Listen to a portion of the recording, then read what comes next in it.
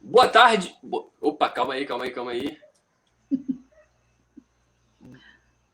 Boa noite, meus amigos. Tudo bem com vocês? Daremos início agora ao nosso podcast chamado Isso Pode, Excelência, onde iremos bater um papo bem descontraído, descolado, com muita resenha e com muita coisa séria também, que com certeza agregará na sua vida e você vai sair daqui satisfeito com essa nossa conversa. Hoje estarei presente a doutora, nossa excelentíssima Márcia Rossi, onde ela é formada e ela dá aula, ela vai se apresentar. Tudo bem, dona Márcia? Olá, boa noite, Washington. Boa noite, pessoal do podcast Isso Pode Excelência. Prazer estar aqui. Eu me chamo Márcia, trabalho como licenciada em letras há 20 anos. Eu sou formada e licenciada em letras. Atuei por 18 anos na educação pública, aqui no Paraná. E há 2 anos tenho me dedicado exclusivamente à redação. Saí da rede estadual pública, porque não vinha mais ao encontro aos meus interesses, o que acontecia lá na rede pública, porque se você já trabalhou em algum serviço público, você deve saber que muitas vezes o teu trabalho depende de outros fatores para acontecer. Você depende de recursos físicos, você depende de recursos financeiros, você depende de estrutura, e muitas vezes esses recursos não chegam e o teu trabalho não consegue ser aplicado com precisão, com excelência, e aí você deixa a desejar e depois de 18 anos você dá uma cansada, assim, Você não quer mais ficar naquele ambiente. É um ambiente que não te agrega mais. E aí eu comecei a trabalhar com redação, porque é uma área que eu sempre me identifiquei, sempre gostei muito, e estamos aí colhendo bons frutos esse ano, Pós-Enem, aí estamos fresquinha, a cabeça ainda está assim em relação ao Enem. Vamos falar sobre isso hoje no podcast.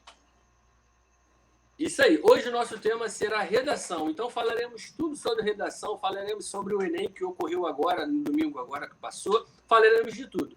Doutora, a senhora quer que eu chame a senhora de doutora, excelentíssima, professora? Márcia. Como é que a senhora quer que eu... Dona Márcia.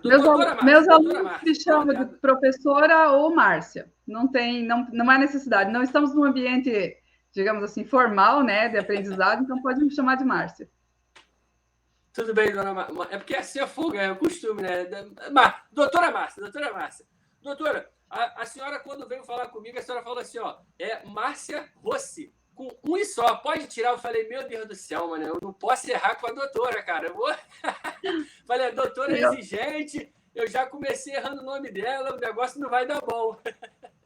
É que professor de português, nós temos um certo tique com as coisas assim que não estão corretas, a grafia, como meus alunos dão risada, falam assim, professor, eu me cuido quando eu mando mensagem para você, eu sempre dou uma editada, corrijo, porque eu sei que tu vai me chamar a atenção, Eu sei que no ambiente informal a gente pode, se dar o direito de escrever mais espontaneamente, aí eu dou risada deles, eu falo, vocês sabem que mentalmente eu corrijo, Assim, eu não corrijo na hora, mas mentalmente eu falo, ai, meu Deus, está escrevendo de novo você abreviado, vai fazer isso na redação depois, abençoado. Olha, eu vou te falar, foi um medo que eu tive. Quando a senhora me falou isso, eu falei, meu Deus do céu, já errei no banner. Agora eu não posso errar na fala, não. Tem que tomar cuidado no que eu vou falar para não errar, que ela vai estar me vendo, vai estar prestando atenção em tudo que eu falo. Mas, dona Márcia, a senhora sempre quis ser professora?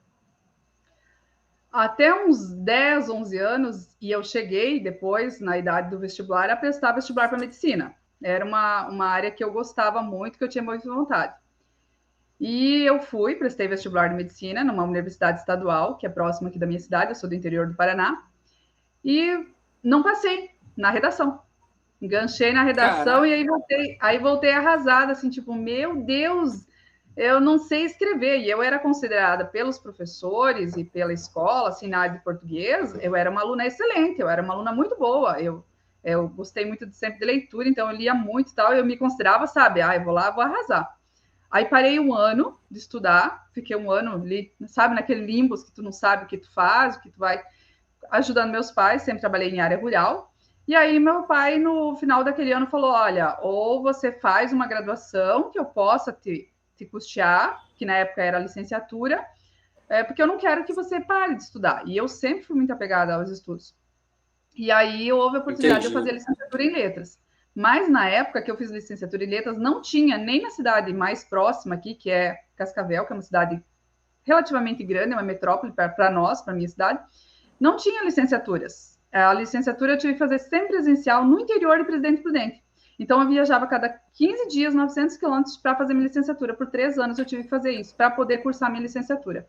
Porque não tinha, abriu licenciatura no meu último ano, lá na graduação, abriu aqui na cidade a 100 quilômetros da minha. E aí eu teria que refazer mais 2 anos aqui. E aí eu optei em ficar lá por mais, né, essas viagens, 900 quilômetros cada 15 dias, ia lá, ficava quinta, sexta e sábado, tinha aula, fazia prova, uma bateria de provas. Dali 15 dias ia lá fazer outra bateria de provas, mais quinta, sexta e sábado de aulas com os professores presenciais. E naquela época nós não tínhamos um Google para ajudar, nós não tínhamos chat GTP, nós não tínhamos o WhatsApp do professor, nós não tínhamos e-mail. Para você ter uma ideia, a minha localização geográfica, né, e em tecnologia, se a gente pensar, avançou muito nos últimos anos. Há 20 anos atrás, há 23, no caso, quando eu iniciei a graduação, tinha uma pessoa na minha comunidade, na minha, assim, né, mais próxima, que tinha internet e um computador. Uma pessoa. Cara. Então, assim, e mandar um e-mail para o professor nem pensar. Sabe como que a gente conseguiu o material? Eu pagava para uma menina que frequentava todos os dias as aulas do curso presencial, eu pagava, ela mandava pelo correio o material para mim poder estudar. Além do que eu pegava quando eu ia, sabe? A senhora percorria 900 quilômetros para poder chegar à faculdade? Cada 15 dias para poder fazer a graduação de letras, porque aqui não tinha próximo, nem nas cidades mais perto tinha. A única licenciatura que tinha mais próxima na época era em Presidente Prudente, que muita gente se formou lá, muitos professores se formaram lá, que era a possibilidade, quando começou a abrir a EAD, né, que era a educação à distância, mas era uma distância, para nós, que era uma super distância, né? Era uma mega distância. Na nossa cabeça, assim, era normal, porque todos os professores daqui que fizeram licenciatura ou iam para lá ou iam para Jaboticabal, que era mais longe ainda.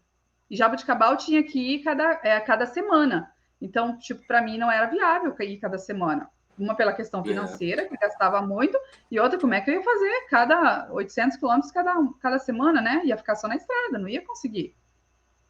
Entendi. E a senhora já deu aula para a escola pública ou a senhora sempre foi voltada para o ramo do concurso em si, do concurso? Não, ou para o Enem? Por 18 anos eu fui professora de escola pública. Trabalhava 6º, 7º, 8º, 9º ano, 1º ano de ensino médio, 2º ano, 3º ano, profissionalizante de magistério, que tem aqui no Paraná.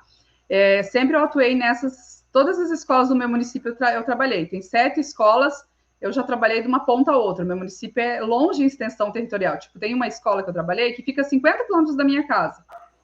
Para nós aqui do interior, 50 quilômetros de estrada de chão é super longe. Mas eu ia, né? 2 vezes por semana ia dava aula lá, porque quando você é seletista do estado, você não escolhe onde você estuda, né? Onde você trabalha. Você tem que ir onde tem a vaga, né? Provavelmente vocês que fazem concurso, o pessoal que faz concurso sabe como é. Você tem que ir onde a vaga está, você não pode ir onde que você gostaria, né? Depois de uns anos, Aí, quando eu estava próximo da minha casa, quando eu consegui uma vaga a 1 quilômetro da minha casa, aí veio a pandemia. E aí a gente começou com online. E nisso, os pais começaram a procurar nós para fazer o atendimento dos alunos que não estavam conseguindo fazer no online. Para o pessoal que queria fazer na apostila, para o pessoal que precisava fazer presencial, que não estava conseguindo acompanhar.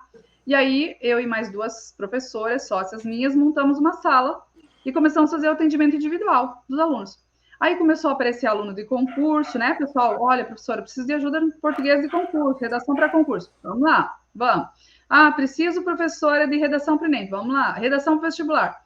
E aí, quando deu um ano e meio, quando a gente estava com esse trabalho paralelo à rede estadual, eu resolvi sair. Eu falei, não, deu, a rede estadual já estafou, não tem mais, aqui não tem mais espaço para mim, né? Que aí eu, tipo, né, depois que você prova o gostinho de você fazer um trabalho bem feito e ver resultado, e você saber que tem possibilidade de você crescer e ajudar outras pessoas a crescerem naquela área, você não quer mais saber de serviço público. Desculpa aí quem gosta de serviço público, tá? Eu fui muitos anos, sou muito grata, muito do que eu aprendi, que eu aplico hoje nas minhas aulas, foi graças à formação do serviço público, mas chega um momento que você não tem mais o que fazer lá, né? Eu cheguei no momento assim, sabe? Tipo, eu não podia fornecer material didático como eu gostaria para meus alunos, porque o currículo é engessado. Eu não podia fazer uma atividade diferenciada, né? Eu sempre gostava muito de atividades práticas com meus alunos, então levava eles para a quadra, né? E pensa, gramática, gente passiva, eu indo para a quadra, vinha a pedagoga questionar, vinha o diretor, vinha outro professor que não era da tua área dizia assim, mas gramática é sala de aula. Pois é, né? Ainda bem que a especialista sou eu, então fica no teu quadrado, deixa eu fazer o meu. E graças a isso, os alunos depois chegaram em mim. Muitos pais hoje me procuram e falam assim, não, eu quero você de professora, porque você deu aula tal época para um dos meus filhos lá, e eu sei como é tudo metodologia, eu sei como você trabalha, eu sei qual é o teu comprometimento. E aí, né, o bom trabalho lá não é porque eu prestava o serviço público, que eu não tinha todos os recursos que eu fazia, o serviço de qualquer jeito, mal feito, fazia, sempre fui muito, sabe, nunca desrespeitei meus superiores, nunca, graças a Deus, eu levei uma advertência, tá? Eu sou meio bocutinha, mas não levei advertência, eu sei respeitar a autoridade, né? E aí, mas assim, né? Quando você vê que não tem muito sentido o que você está fazendo, que não está saindo bem feito, e você tem outra área de atuação, ficou fácil, tipo, sair, né? E hoje eu atendo alunos do Belém, atendo aluno do Rio de Janeiro, tem uma aluna lá do Rio de Janeiro, um dia eu vou para o Rio, porque ela vai me apresentar o Rio de Janeiro, vou conhecer o Rio. Tem aluno aqui da minha região, atendo tanto online quanto presencial. E principalmente o pessoal procura muito aí redação para concurso, né? Porque é muito específico, cada banca é uma banca, né? Ô, dona Márcia, e a senhora já deu aula para escola particular ou a senhora só teve esse lado para a escola pública? Não, só para a escola pública. Particular, na minha cidade não tem escolas particulares, é só pública, né? Então, o único trabalho particular, privado que tem de educação agora é o espaço onde eu trabalho. É o espaço que eu e as minhas duas sócias montamos lá, que a gente faz o atendimento. Entendi. Porque a nossa cidade é pequena. Entendi. Por que eu te perguntei isso? Porque eu ia perguntar à senhora se há a mesma dificuldade em dar aula numa escola particular quanto numa escola pública. Porque eu não sei como que é o ensino daí do bairro da senhora, do estado do Paraná. Mas aqui no Rio de Janeiro, cara, as escolas públicas elas são muito precárias.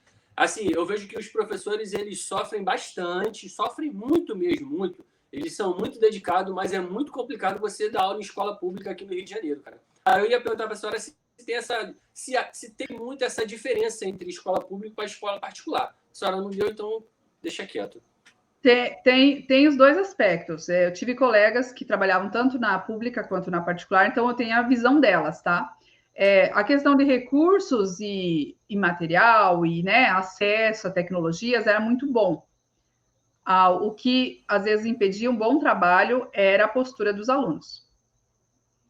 A questão de educação, sabe? De respeitar a autoridade do professor. Esse é um problema que tanto na pública quanto na privada, elas comparavam, elas falavam, olha, tal episódio aconteceu assim, né? E era para ser uma particular, era para ser, a princípio, né?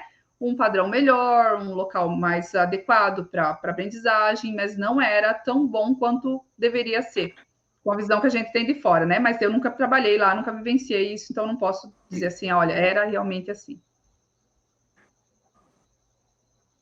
Entendi. Ô, dona Márcia, me responde uma coisa. A maioria dos professores que eu converso hoje em dia, isso também sai nas mídias hoje, que os professores eles não têm o merecimento que eles deveriam ter. Aí eu pergunto para a senhora, hoje em dia, a senhora vive bem sendo professora financeiramente? Sim. Depois que eu saí do serviço assim, público. Isso aí, justamente depois que eu saí do serviço público. A remuneração, não, aqui no Paraná, para você ter uma ideia, um professor por 20 horas ganha em média R$3.000. 20 horas seria meio período, certo? O problema é que desconta 17% desses 3.000. Então, né, é uma alíquota pesada em cima do servidor. E nós tínhamos um plano de carreira muito bom até então, até uns 6, 7 anos atrás. E o governo da época, o governo estadual, tirou todos. Nós tínhamos uma previdência privada para os servidores públicos. Nós tínhamos 6 bilhões recolhidos nessa previdência privada. Então, a nossa aposentadoria, ela era, às vezes, o teu percurso enquanto professor, o que você ganhava não era muito bom. Mas na tua aposentadoria, você ia manter um teto salarial muito bom. O governador da época retirou toda essa previdência, ele conseguiu aprovar através da Câmara dos Deputados, retiraram todas, ficou conhecido como 29 de agosto, se alguém quiser pesquisar aí, tem todas as redes. Era para mim estar lá no manifesto, mas não me deixaram. Meu marido Rio falou assim, tá louca? Eles tacaram a cavalaria em 1988, hoje vão fazer o quê com vocês lá? Então é doido. E realmente soltaram bomba de gás, foi um episódio bem triste, assim, para a educação do Paraná. E aí, o governo do estado jogou nós para o INSS. Então, o teto de aposentadoria, você pode estar no último nível, você pode estar com o doutorado lá na rede pública, você pode ter o PDE, que é um programa especial de especialização que a gente faz aqui, e o teu salário vai baixar muito. Teve gente assim que reduziu 50% quando aposentou. Entende? Então, a longo prazo, é desestimulante, é preocupante, assim, eu vejo a educação pública como um todo, mas eu posso falar só do Paraná, porque, né, a realidade que eu vivo aqui é preocupante porque não há essa preocupação dos governantes. Por exemplo, você vai numa turma aí de concluindo ensino médio, ou mesmo os meus alunos aí que vão prestar vestibular, e nem ninguém fala em fazer licenciatura. E eu não culpo eles por isso, porque é desestimulante você pensar que você vai trabalhar uma vida toda e quando você se aposentar, o teu salário, a tua renda vai diminuir pela metade. Sim, mas você tem o dobro de custos, porque você, né, é uma profissão desgastante, você vai precisar gastar com saúde mental, porque você não vai, né, afeta muito a questão mental dos professores, porque é uma carga psicológica muito pesada nas escolas, uma exigência muito grande. Então, como que a gente vai ter, daqui 10, 15 anos, eu acredito que vai ter um vácuo de professores aí que vai ser um problema. Para mim, não vai ser um problema, mesmo? Né? Se eu pensar só em mim enquanto profissional, nossa, que bom, vai sobrar muito aluno, porque muita gente vai estar precisando de professor. Mas eu penso que eu não vou ser eterna. Eu quero trabalhar até uma idade, depois eu também quero, né, descansar e deixar os novos aí fazerem o trabalho deles, contribuir para a sociedade. E daí, como vai ser? Como que vai funcionar essas escolas sem sangue novo aí, né? É complicado mesmo. Ó, galera, estamos conversando aqui com a doutora Márcia. Olha, vou te falar, boas histórias que a senhora tem. A senhora tem, pelo pouco tempo que a gente está conversando aqui, eu vi que a senhora foi uma pessoa muito batalhadora que caminhava, percorria 900 quilômetros para poder estudar, fazer licenciatura. Então, tá de parabéns, já tiro o chapéu para a senhora, que não é fácil. Professora, me responde uma coisa. Como que a redação entrou na vida da senhora? Como a senhora falou assim, ó, você professora de redação? A minha avaliação dentro de sala de aula era sempre através de produção textual. Eu era muito questionada pelas pedagogas, pelas orientadoras, assim. Eu falava para meus alunos já no primeiro dia, eu não faço prova. Tudo que nós vamos estudar, nós vamos ter que colocar, eu vou colocar os critérios e eu vou cobrar isso dentro da produção textual, de acordo com o gênero de cada turma, né? Cada turma tem que estudar os gêneros específicos adequados à idade. E aí, os meus alunos, tipo assim, no primeiro dia, eles achavam ótimo. Nossa, eles falavam, ai, meu Deus, não tem prova, professora, é um amor essa mulher. Aí, lá pelo segundo bimestre, eles falavam assim, meu Deus, a professora exigiu 3 textos esse mês. A professora fez nós aplicar a oração subordinada e não sei o que dentro do texto. A professora que é agente da passiva, análise sintática, e ainda ela cobrou que tem que aparecer uma crase dentro do texto. Aí eles viam que construir o texto era muito mais complexo, era muito mais difícil do que só estudar gramática isolada, só estudar interpretação isolada, porque aí exigia deles uma série de conhecimentos. E aí eu já fazia esse trabalho em sala de aula e já via que dava resultado. Nunca trabalhava gramática isolada. E aí, quando eu comecei a trabalhar para a redação, primeiro foi para o Enem, 2020. 2020 foi o primeiro ano que a gente estava trabalhando. Uma aluna chegou para mim por acaso, ela chegou e falou assim, professora, nós estamos aí vindo de 2 anos de pandemia, praticamente, e eu vou fazer o Enem e eu não tenho nem ideia de como eu vou fazer. E eu falei, como é que eu vou ajudar agora essa menina, né? Tipo, eu sabia os critérios do Enem e tudo mais, mas... Aí fui para a internet, procurei uma professora, que até daqui a pouco eu tenho aula com ela, uma professora Carol. Comecei a fazer curso com ela, entender, tipo assim, o curso que era para fazer em 3 meses, ela me fez uma mentoria e eu peguei em 2 semanas para conseguir aplicar com a minha aluna, e desde então só tem evoluído. Esse ano eu fiz o curso de corretor do Enem, não vou corrigir redação, porque eles pagam um valor irrisório, uma vergonha. Para entender melhor, ano passado eu me inscrevi, daí como eu fiz o Enem, eles não me aceitaram como corretora. Aí esse ano, como eu não fiz o Enem, aí eles me aceitaram como corretora na seleção, assim, para entender melhor o processo, porque o segredo da redação, para quem vai fazer aí, prova de redação, concurso que tem a redação, é entender o que a banca quer de você. Quais são os critérios que ela quer? E pegar alguém que saiba te explicar, né? Porque às vezes aparece assim, norma padrão, situacionalidade e operadores argumentativos. Para quem não é da área de português, isso daí tudo é russo. Aí, se você pega um bom professor, não estou dizendo que é só eu, tem dezenas de professores ótimos aí na internet, porque depois eu vou falar da questão da empatia também, você consegue aprender isso em muito pouco tempo. Eu tenho um aluno que saiu, tinha sido desclassificado no concurso que ele foi fazer por causa da redação. E aí ele começou a fazer redação comigo. 3 meses era o outro concurso dele. Aí eu pensei, meu Deus, não vai dar tempo, né? 3 meses é muito pouco tempo. Mas aí eu fiz um cronograma, falei, ó, eu vou fazer esse cronograma com você e você vai aplicar esse cronograma, nós vamos fazer todas essas redações que eu vou ter que fazer, vamos fazer a correção, fazer análise de boas redações que essa banca já fez, que já deu nota boa. Ele subiu para o 8º lugar. Ele ficou entre os 10 primeiros. Ele ainda não ficou empossado, estou aguardando ele ser empossado para colocar a fotinho lá, tá? Mas, assim, foi, sabe, um resultado assim, porque é 50%. Né? Você que já está estudando há um bom tempo, que já prestou concurso, você sabe. Você pode ter um excelente material, você pode ter o melhor professor, mas 50% é o professor, 50% é você. Não adianta você ter um excelente professor, um excelente material, se você não senta, não se dedica, não faz a tua parte. E aí entra a questão da empatia. Né? Eu sempre, quando eu vou atender um mentorado, um aluno novo, eu nunca marco já a aula. Eu marco uma videochamada, e aí converso com ele, se ele gostou de mim, se eu, né? Tipo, é claro que eu não vou dizer para a pessoa, viu? Não fui com a tua cara, não quero dar o... Não é assim também, né? Mas eu peço para o aluno entrar em contato comigo, fazer uma videochamada, eu conhecer a história dele, até saber se, né, os objetivos dele eu posso ajudar. Às vezes a pessoa quer para uma prova de uma banca que eu nunca ouvi falar, nunca fiz um treinamento para ela. Não vou mentir, vou dizer para a pessoa, não, vou te dar aula. Não, ó, eu não conheço essa banca, não tenho, né, não tenho habilidades para te ajudar, procure outra pessoa. Porque a empatia é uma parte do aprendizado. Né? Não tem aqueles professores que você lembra da escola, assim, que você fala assim, meu, mas aquele professor, nossa, eu lembro muito bem o que ele ensinava, porque, nossa, parece que entrava na minha cabeça. Porque a educação, essa parte neurológica da empatia, faz diferença para o aluno. Sejamos nós crianças ou sejamos nós adultos.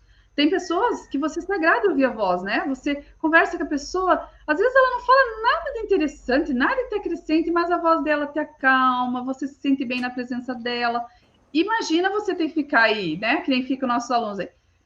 4, 20 horas, às vezes a pessoa estudando, né? Durante a semana aí, horas e horas, dezenas de cursos, e ela ouvindo um professor que ela não suporta a voz, que ela não gosta dos vícios de fala que o professor usa, que ela não gosta da imagem, ela olha e fala assim, ai, mas eu não queria ter aula com esse professor. Né? Aí eu fico pensando nos nossos alunos, eu falo assim, coitadinhos, né? Quantos que não deviam gostar de mim, que não deviam ir com a minha cara e estavam obrigados lá prestando educação. Que crime, né, gente? Porque tem isso também, né? Você já não foi assim, eu acho? Eu acho que tu já não estudou com pessoas que você falou assim, meu Deus, né? Não consigo aprender, o cara é ótimo, mas eu não consigo aprender, o professor é excelente, mas não me entra, porque eu não consigo ter empatia com esse professor, não consigo criar uma conexão com esse professor para o aprendizado acontecer.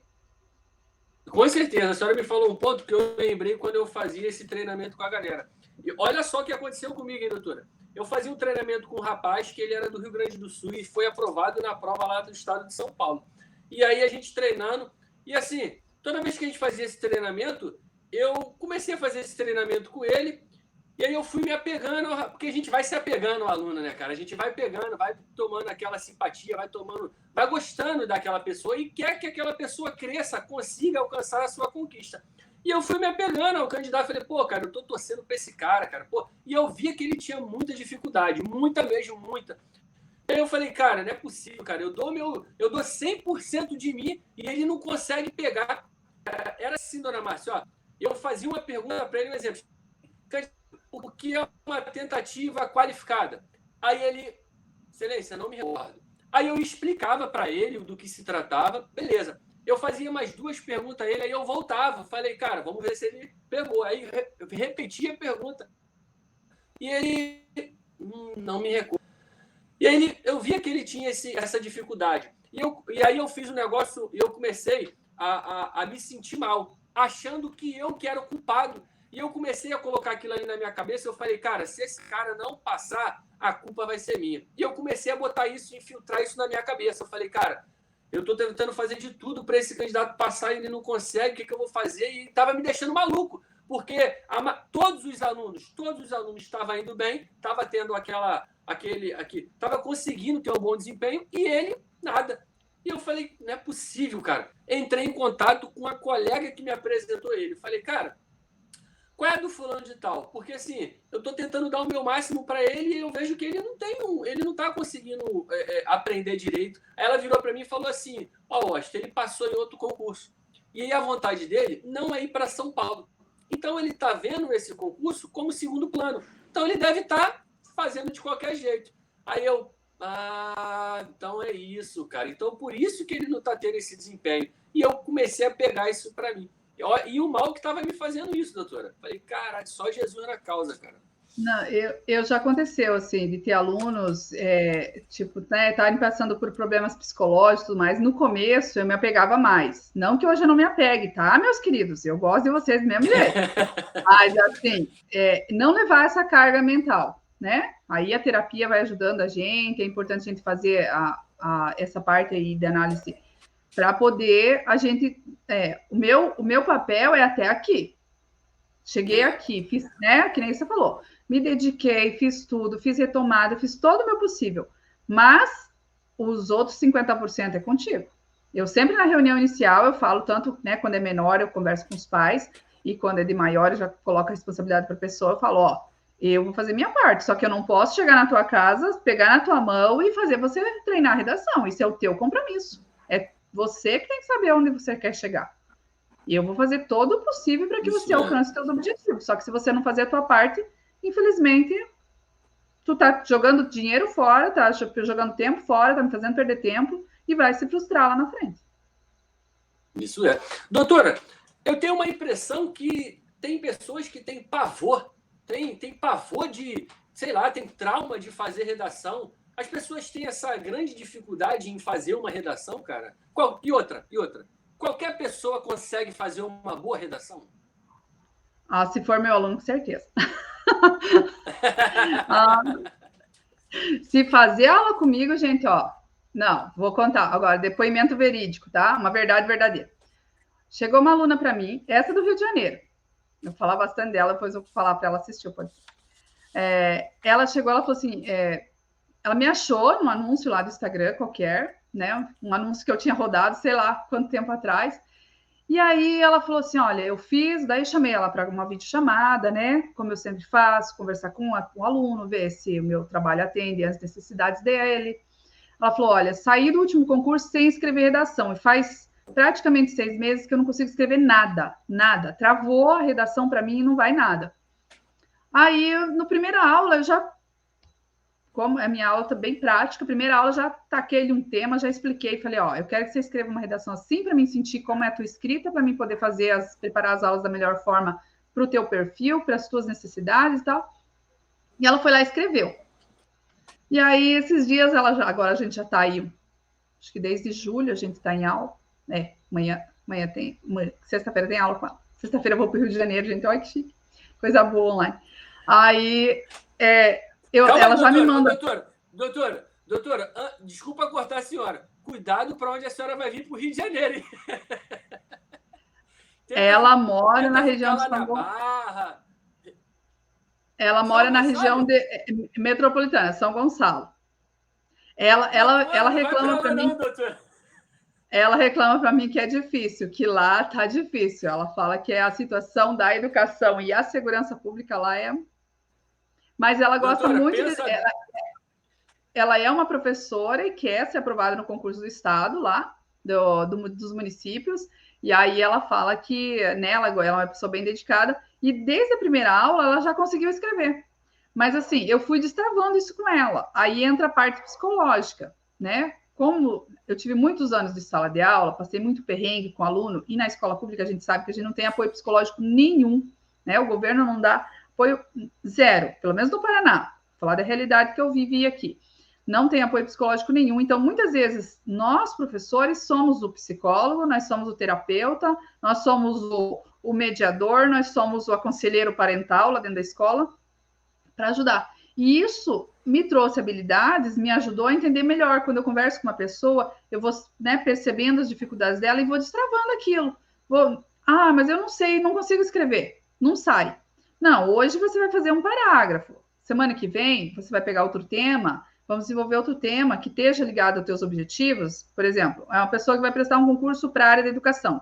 Eu não posso pegar um tema que cai na área de direito, por exemplo, para um concurso de direito. Não tem nada a ver, não tem nada a ver com os objetivos dela. Primeiro que não vai servir para nada aquele repertório para ela. Segundo que, né, os objetivos dela é para outra banca totalmente diferente, para outra área totalmente diferente.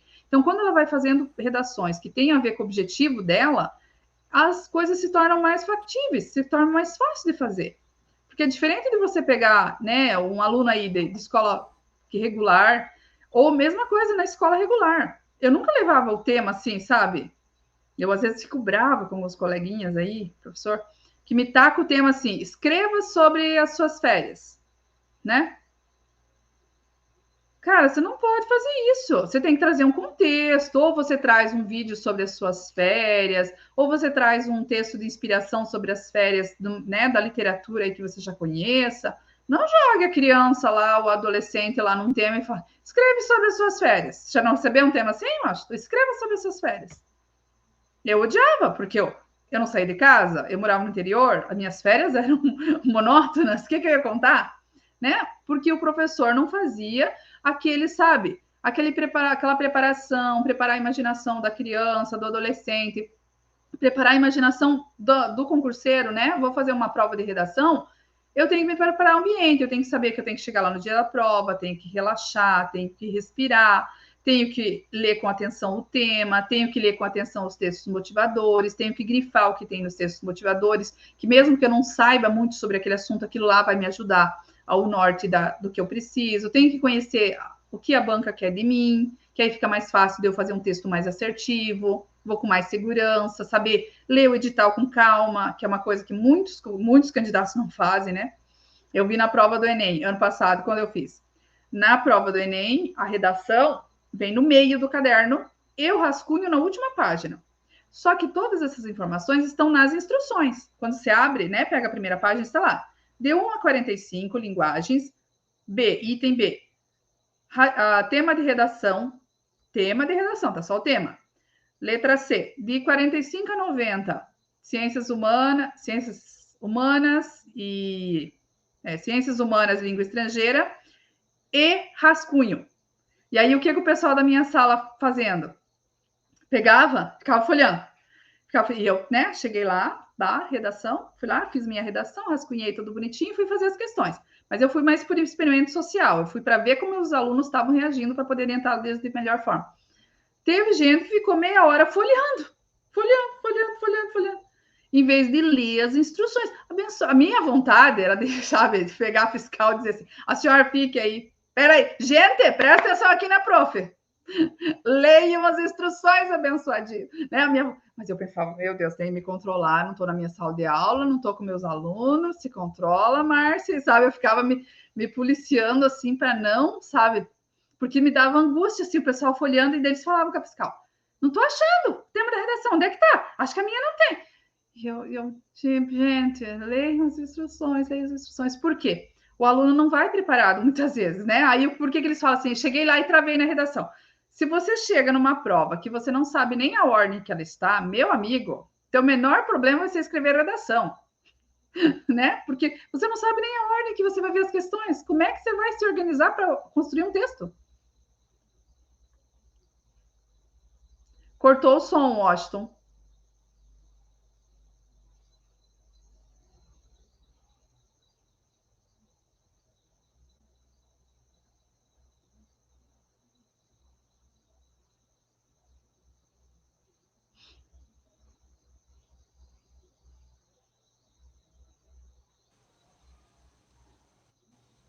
Tá me escutando, dona Márcia? Agora sim, voltou. Normalizou o som. Tem muita gente que vai despreparado mesmo, né? Não tem essa preparação, chega lá, não sabe nem onde tá, o que eu tô fazendo aqui, meu Deus. E, dona Márcia, a senhora já tem vários anos de experiência com redação. Qual é a maior dificuldade para as pessoas realizarem uma redação? Que a senhora fala assim, cara, se você fizer isso aqui, você consegue fazer uma redação. Mas aí você vê que as pessoas têm essa dificuldade. Qual é a maior dificuldade de realizar uma redação? Falta de leitura. Nossos alunos, nossos jovens não leem. Não leem. Não. E olha que hoje, né, se a gente pensar, hoje tem muito audiobook, e-book, né, muito material em relação, eu vejo assim, a minha época de estudante, tinha muito pouco material, era o que tinha na biblioteca da escola, a escola ainda era limitada, não tinha. E os nossos alunos, tanto que nas minhas aulas, eu dou risada, eu falo assim, primeiro nós vamos ler. Aí tem uns assim, sabe, tipo assim, como assim? Eu tô pagando para fazer aula de redação, a professora quer que eu leia. Toda aula, né? Tá doida, mulher? Que eu quero ler. Sim, toda aula eu leio um texto para eles, ou eles leem um texto, né? A escolha deles, ou que tem a ver com os temas que a gente vai trabalhar. Então, toda aula tem que ter uma base de leitura para melhorar o vocabulário, para melhorar o raciocínio lógico, para melhorar a compreensão de texto, porque tudo isso vai ajudar depois no final, né? No processo final de construção de escrita deles. Porque vocês não veem lá, fulano citou o filósofo não sei o que lá na redação. Eu tenho que citar a legislação tal. Como que você adquire esse conhecimento? Você senta assim e faz, e ele vem? Não. Você adquire através de leitura, através de conhecimento, né? Da literatura da área que você está estudando. Você não adquire ela simplesmente por osmose. Ou você deitou o Washington quando você foi estudar para o teu concurso em cima dos livros e absorveu o conteúdo. Não. Você teve que ler. E para ler, você tem que, além de ler, você tem que compreender o que você está lendo. Só decodificar a letra não faz você aprender. Só você ver lá a construção B-O-L-A não faz você ter a noção do que é um objeto esférico, que é usado para brincar, que é usado, né, no exercício. Você tem que ter a compreensão de texto. Então, falta muito isso para os nossos alunos. A leitura para ter a compreensão de texto para poder ir melhor na escrita. Porque as duas coisas estão relacionadas. Não, e sem falar que é um conjunto, né? Vou contar um segredinho para a senhora, ó. Vou contar um segredinho. Eu sou muito ruim de interpretação, cara. Misericórdia, eu sou muito ruim para interpretar as coisas. Quando eu estudava para português, eu passava mal com interpretação. Mas como foi a tua base escolar? Você teve uma boa base, assim, tinha leitura, tinha essa parte? Porque eu vejo que essa falha que a gente tem aí desde a base, né? E eu não estou dizendo que é culpa do professor, que é culpa da família. É uma questão cultural que nós não temos no Brasil, de ler, de estimular nossas crianças a ler, né? Normalmente a gente compra um brinquedo muito prático e livro a gente pensa em segundo plano, né? É uma coisa a senhora falou algo. A senhora falou algo crucial. A senhora falou algo crucial. Por quê? A base. Porque eu reparava que quando eu nunca tive essa minha vida didática. Eu comecei a estudar há uns 4 anos aí atrás aí. Então, eu via que o que peca mais na vida do estudante que vai prestar um concurso público é ele não ter uma base, cara. Porque se você for reparar, o que vai cair no concurso público é o que o cara estudou lá no ensino fundamental, no ensino médio, e a gente lá naquela época, a gente estudava de qualquer jeito e não pegou essa base que a gente deveria carregar para o resto da vida, cara. E eu, às vezes, quando o pessoal chega a fazer prova de concurso, daí traz, né, o edital, aí eu falo, gente, ó, esse conteúdo aqui, paroxítonas, né, sílaba tônica, é um conteúdo de 4º ano do Fundamental 1. Daí eles falam, nossa, mas na minha época não ensinaram isso. Pode ser que não ensinaram, pode ter acontecido, né, do professor, às vezes o professor não é bem da área de letras, não ensina isso para o aluno com a precisão que deveria, ou você não conseguiu aprender, porque na hora não fazia sentido para você, né? E aí o aluno fica com esse vácuo, depois, quando ele precisa desse conhecimento novamente, não tem mais. E aí ele tem que retomar, se ele quiser atingir novos objetivos, como foi o teu caso, né? Teve que retomar para poder depois passar na outra prova. Isso e a escrita e não adianta... leitura... deixa eu só retomar a parte lá da redação, pode falar, pode falar. A escrita e a leitura, tem muita gente que fala assim, não, mas agora eu estudei para o Enem, fiz a redação, nunca mais eu vou precisar me preocupar com essa parte. Desculpa, nunca mais é um termo muito longo para você utilizar, né? A escrita e a leitura, todas as áreas do conhecimento, independente se o que você for fazer, você vai precisar, porque você vai precisar se comunicar. A linguagem e a matemática estão na relação humana como água, como sol. Não dá para viver sem. Me diz uma atividade humana que dá para fazer sem matemática e sem linguagem. Mas eu vou trabalhar no laboratório. Sim, você vai ter que interpretar laudos, você vai ter que recolher amostras, você vai ter que fazer cálculos, linguagem e matemática. Você é agricultor, capaz, nem precisa dessas coisas. Tem que ler rótulos de embalagem de herbicida, tem que ter noção de conseguir interpretar uma previsão do tempo, tem que ter noção de medidas para você semear na época certa, fazer as metragens corretas. toda atividade humana exige linguagem e matemática. Então, se tem uma coisa, gente, que precisa investir, se você precisa aprender para a tua vida, independente do concurso que você vai fazer, da prova de vestibular que você vai fazer, é linguagem e matemática. Aprimore em linguagem e matemática, que as outras são acúmulos disso, né? Geografia envolve linguagem e matemática, interpretação de dados, gráficos, história, linguagem, né? Língua estrangeira, tem que saber linguagem. Se você não tiver uma boa base gramatical, não adianta você estudar o idioma estrangeiro, você não vai aprender. Você vai ter que voltar para o teu português básico para daí poder aprender a gramática do outro idioma. E sem falar, professora, sem falar... Em inglês. E aí eu tinha que muitas vezes voltar na gramática do português para poder explicar para o aluno inglês. Porque senão não ia, sabe? Não, explicava para o aluno lá a questão dos pronomes oblíquos, os pronomes... Que pronome é esse, professor? Nunca vi. Aí eu tinha que voltar no português, explicar o que era o similar do português, para daí poder ir para o inglês, porque senão ele não sabia administrar o self-service, que nada mais é do que um pronome reflexivo. Não, e sem falar que se você for pegar todos os concursos, professora, todos os concursos que você vai fazer hoje em dia cai português, cara. Matemática nem tanto, porque tem certas áreas que não pede tanta matemática. Mas português, professora, todos os concursos. Você vai pegar uma prova da PRF, uma prova da PF, Polícia Rodoviária Federal, Polícia Federal, brincando aí, é 30 questões de português. Então, cara, muitas questões. Então, o português, ele está na nossa vida e vai percorrer eternamente, como a senhora falou. Se você ir bem em português, você vai bem na legislação, porque você sabe ler e interpretar com precisão. Você vai bem na prova oral, porque você vai ter discernimento, você vai ter, né, como você falou ali, precisa ter raciocínio lógico para conseguir responder a questão adequadamente.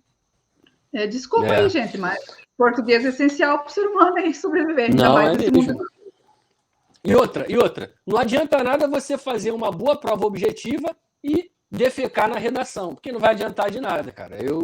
A redação em si, ela é uma ferramenta, ela é a maior ferramenta para alavancar a sua nota ou posição. Isso aí é certo em qualquer concurso. Ou para te derrubar. Ou para te derrubar. É isso aí. Ô, professora, e me responde uma coisa aqui. A senhora já pegou alguma redação com aqueles garranchões que a senhora não entende nada? Aí eu vou te fazer essa pergunta. Isso pode, excelência? Tanto pode que ano passado eu recebi de um aluno do Enem, depois que tinha passado já a vista pedagógica, o aluno queria saber, ele me procurou, eu faço serviço de correção também, né? A minha correção, eu dou risada, eu falei assim, é mais aula do que correção, porque, né, é uma orientação, assim, ó, isso você fez errado, a banca queria isso você fez certo, a banca queria isso. E aí o aluno me mandou a redação, por que ele não tinha tirado 1000? Ele tirou 960. E a letra dele, assim, ó, medonha. Difícil, eu tive que ler umas 3 vezes, ele me mandou, daí eu imprimi para poder ler, porque no computador eu não estava conseguindo. E ele tirou 960, a letra foi uma dificuldade, e aí eu chamei ele para uma videochamada. Normalmente eu não chamo para correção para videochamada, né? Eu recebo o texto da pessoa, ela me manda o texto motivador e tal, a proposta que ela recebeu, e faço a correção e mando de volta devolutiva, normalmente em texto. E aí eu falei, não, essa pessoa tem que chamar, gente, porque uma pessoa que constrói um texto tão bom desse aqui, ele tem que dar um jeito nessa grafia para ele atingir 1000, porque ele queria uma faculdade, se eu não me engano, era direito, e a nota de corte era alta, de onde ele queria. Então, esses 40 pontos podia fazer diferença na classificação dele para entrar para a faculdade, não. E já não era a primeira vez que ele estava tentando o Enem, pela nota do Enem. Aí eu chamei ele para uma videochamada, daí falei, ó, fulaninho, como é que é a sua questão motora? Porque eu vi que não era um garrancho, sabe? O desleixo. Era um garrancho, porque eu tenho uma especialização em educação especial. Então, por um tempo, eu trabalhei com alunos de educação especial. Então, tem uma certa característica na grafia de alunos com transtornos motores que é muito específica. Que, né, depois de um tempo que de tanto você lê texto escrito, você percebe que tem uma dificuldade motora, não é uma dificuldade de desleixo. É diferente a dificuldade motora quando alguém tem. E aí ele comentou, ele falou, não, é que eu tenho uma dificuldade motora, professora, e tal. Aí eu falei para ele assim, então, ano que vem, quando você for fazer o Enem, você vai solicitar uma banca especial. Você vai solicitar uma pessoa, um auxiliar. E esse ano, quando teve as inscrições, aí eu mandei mensagem, né? Porque daí eu fiquei com o e-mail dele, o telefone, eu mandei mensagem, falei, olha, solicita banca especial. é um direito seu, se você tem um laudo de dificuldade motora, e ele falou para mim que ele não quis declarar que tinha dificuldade. É mesmo? Tipo, ele não quis, infelizmente. Daí eu falei, olha, não é vergonha, você não vai ser a primeira pessoa com dificuldade motora no Brasil e nem a última. Acontece, né? Eu mesmo tenho dificuldade em relação a um membro, não me faz falta, não me faz dificuldade, mas o dia que eu tiver que declarar, sem problema, vou declarar, porque vai ser para o teu benefício, vai ser para você conseguir a vaga que você queria. Ele não quis, ele se recusou a dizer que ele era da banca especial pela dificuldade motora, e provavelmente, se ele fez esse ano, eu não perguntei para ele agora ainda se ele fez a redação, como é que ele foi. Normalmente eu tenho contato sempre com esse pessoal, assim, que, mesmo que já passou de meu aluno, para dar esse assessoramento agora para a segunda fase, para o segundo dia de prova, e para ver se ele fez, porque eu acho que provavelmente, se ele fez sem assessoramento, a grafia vai prejudicar. A grafia é ilegível, e eu estou estudando sobre isso porque eu tenho alguns alunos com certa dificuldade, e aí estamos fazendo um trabalho junto com uma terapeuta muito ligado à ansiedade. A ansiedade tem dificuldade bastante, tem estudos clínicos já que demonstram isso, que a ansiedade, sabe aquela afobação de você escrever rápido e de você terminar aquilo, isso muitas vezes dificulta uma grafia correta. Daí a pessoa come letra, daí a pessoa às vezes come palavras inteiras. Eu já tive aluno assim, sabe, de pular as partes do texto. Ele sabia desenvolver bem a ideia e tudo mais, quando chegava na parte escrita. E aí, para ajudar, eu estou trazendo uma terapeuta para junto das minhas aulas, e até nas aulas finais, tanto de concurso quanto de redação, a gente faz um dia eu puxo todo mundo numa Meet, e a terapeuta faz um exercício para diminuição da ansiedade com eles, para conseguir, a letra sair bonitinha. Porque a redação é assim, ó. Imagina um primeiro encontro que você tem, Você já foi no primeiro encontro. Todo mundo aqui, já teve essa passagem da adolescência e da juventude. A sua redação é a menina do primeiro encontro. Como é que ela vai? Ela vai bonitinho, cabelo escovado. Por quê? Qual a intenção no primeiro encontro? Você se tornar o mais aparentemente atrativo, mais aparentemente agradável aos olhos do corretor. É assim a tua redação para um corretor. É um primeiro encontro. Você tem que mandar o negócio mais bonitinho para o corretor chegar, olhar e dizer assim, agora vai vir aquela redação boa, hein? Agora vai sair um notão. Porque você já conquista o corretor ali na aparência, entendeu? Aí depois, quando ele vai ler a tua redação, ele vai ler com carinho. É que nem o negócio da empatia. Para a redação funciona também. Porque às vezes, a redação, o texto lá não é muito bom e tudo, mas ele foi escrito tão bem precisamente, a letra tão pedagogicamente, que a gente fala, uma letrinha pedagógica, aquela letrinha de professor, assim, bonitinha, tudo, que o corretor fala, mas a pessoa se esforçou, gente? Eu não entendi bem esse termo, acho que até vou reler esse termo aqui, porque está muito caprichado. Porque o capricho transparece na grafia, gente? Quanto é o texto, Imagina aí, a senhora pegar uma redação, meu irmão, só garranchão, tudo torto, a senhora já vai ler com aquele mau pensamento ali, assim, misericórdia. O que está fazendo aqui essa criatura, Essa letra. Doutora, assim. Mas me tirou uma dúvida aqui. Existe alguma técnica para melhorar a caligrafia? Olha, nos meus anos de experiência, treino ajuda você treinar a caligrafia, em si. Por exemplo, quando a gente fica de férias na escola, observem vocês ficam de férias, os alunos ficam de férias na escola por um período. Quando volta, o começo do ano, assim, é tudo meio largado. Depois eles vão aprimorando. Porque é que nem andar de bicicleta. Quanto mais você anda, mais hábil você fica. Quanto mais você dirige, mais hábil você fica. Uns piora, Mas cuidado, Depois, na médio prazo, é bom. Mas, e a questão de controlar, de ter calma, sabe? O lápis andar junto com o cérebro. Porque o que acontece muitas vezes? O cérebro está lá na frente e o lápis lá atrás, e você quer que os dois andem juntos. Às vezes você está pensando lá na conclusão, mas a tua cabeça, o teu lápis, a tua mão está no desenvolvimento do texto ainda. E aí conseguir alinhar esses dois fatores para conseguir escrever com uma grafia mais legível. Não precisa ser uma letra bonita, tem que ser legível. Porque eu já peguei muitos textos que foram para o Enem, que a grafia não era bonita, sabe? Aquela coisa assim, você diga, nossa, aquilo... E atingiu 900 pontos. Mas era uma letra legível, uma letra que não tinha, não tinha garrancheira, não tinha abreviatura, que às vezes pesa mais essa questão da abreviatura do que a questão da letra não ser totalmente pedagógica, totalmente redondinha. Ô, professora, a senhora falou que dá aula tanto para o Enem, para a galera do Enem, quanto para cursinho. Qual a senhora acha que é mais dificultoso dar aula para quem? Para a galera do Enem ou para a galera do concurso? A senhora acha melhor dar aula para qual tipo de... ou para qualquer um, são as mesmas coisas? Depende muito do aluno. Vou refazer a pergunta. Vou refazer a pergunta para a senhora. Qual é o que tem mais dificuldade na hora do aprendizado? A galera do Enem ou a galera do concurso? Do concurso.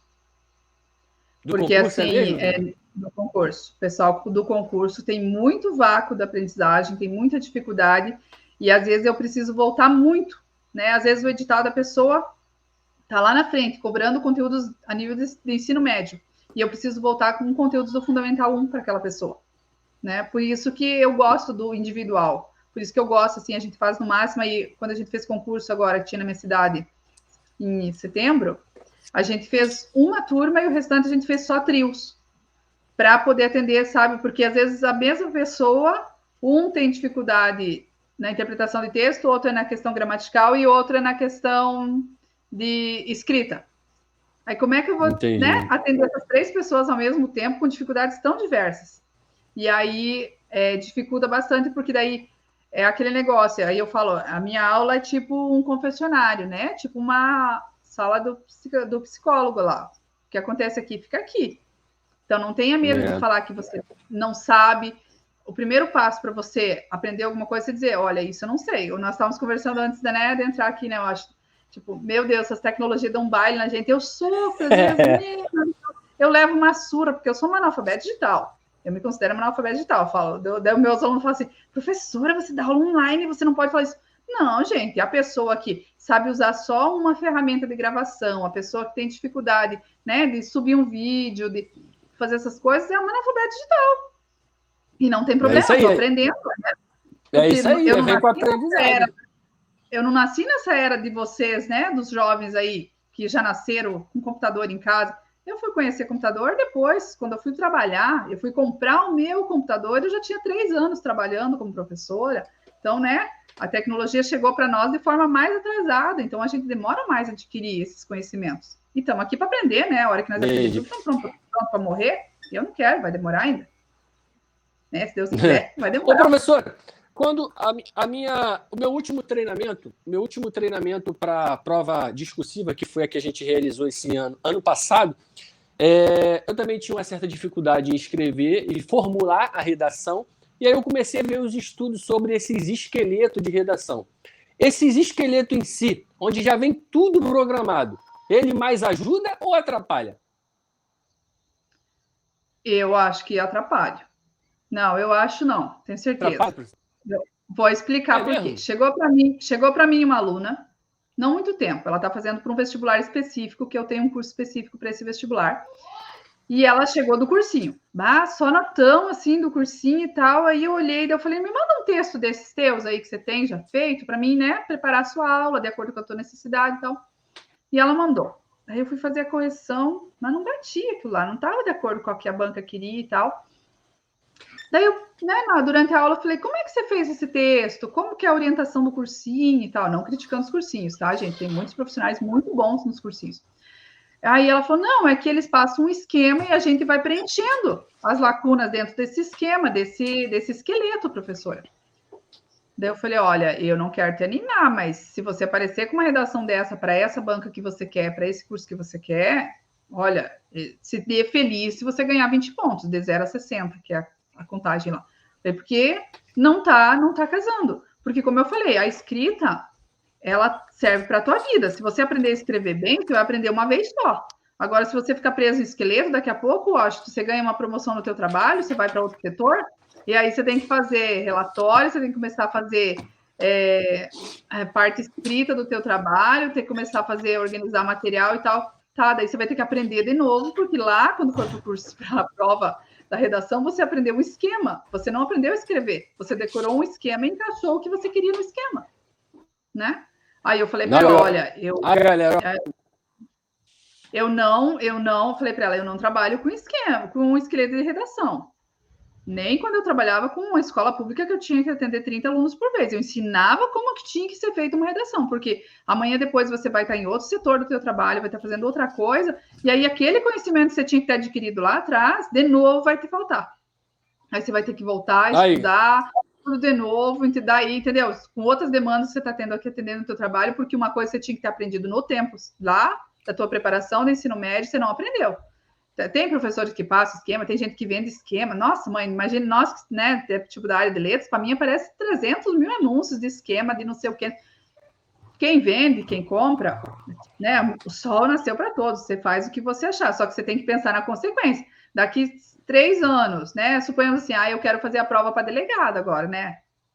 Agora eu quero fazer... Sim, você vai ter que fazer relatório, você vai ter que fazer um monte de discursiva na prova, tá, daí você não aprendeu a escrever bem lá naquela outra vez, porque você passou lá nos esquemas, seguindo esqueleto e Java 4.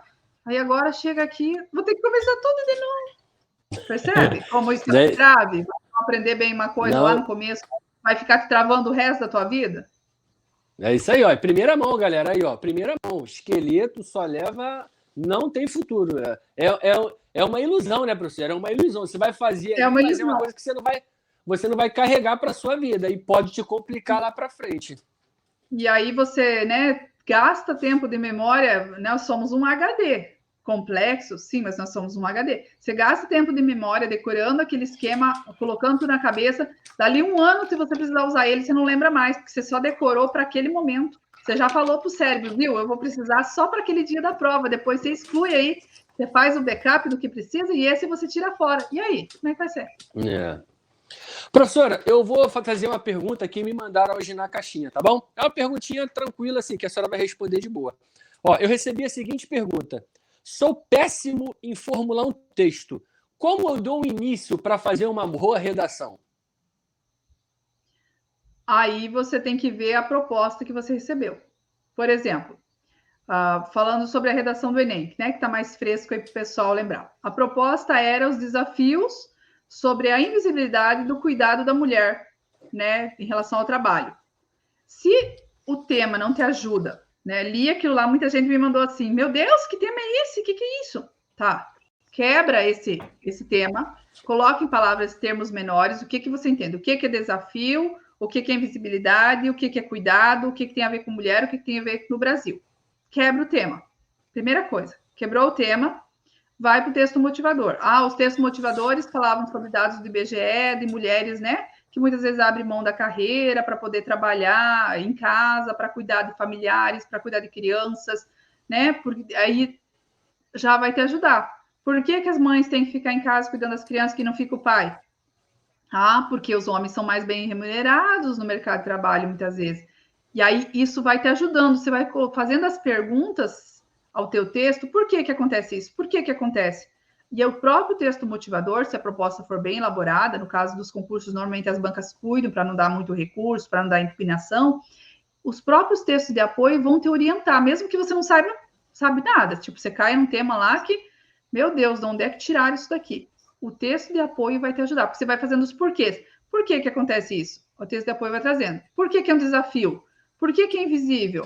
Por que é cuidado, os cuidados para as mulheres, né? Porque nós vivemos numa sociedade patriarcal, nós vivemos numa sociedade que é mais, né? O homem é considerado o provedor, então muitas vezes a sociedade condena se um pai, né, resolver dizer assim, não, minha esposa ganha melhor que eu, tem uma situação financeira melhor que eu no trabalho, eu vou parar um tempo de trabalhar para cuidar dos filhos em casa e ela vai ganhar. A sociedade vai dizer, o quê? Você? Mas olha, você é o homem da casa, né? Percebe como se você fazendo as perguntas certas, o próprio texto de apoio vai te trazer as respostas para te ajudar a fazer o texto? Então, sempre quando vocês pegarem um tema, independente do tema que vocês forem fazer, quebra esse tema, se você não compreendeu ele de todo. Por quê?